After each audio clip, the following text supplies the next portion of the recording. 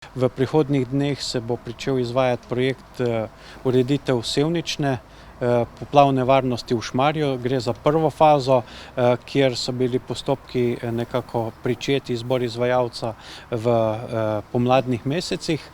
No, sedaj pa smo pred pričetkom izvedbe, sedaj se bomo tudi na kratko pogledali samo področje. Dogovorili smo se tudi za nadaljevanje projektov, za drugo fazo sevnične in nadaljevanje sodelovanja tudi v Lončarjevem dolu na Vranskem potoku. Sporazumi, ki jih imamo z Direkcijo Republike Slovenije za vode, delujejo tako, da občina pripravlja dokumentacijo za izvedbo projektov, jih usklajuje v prostoru, potem pa Direkcija za vode prevzame v imenu Ministrstva za okolje in prostor investitorstvo in samo izvedbo oziroma financiranje projekta.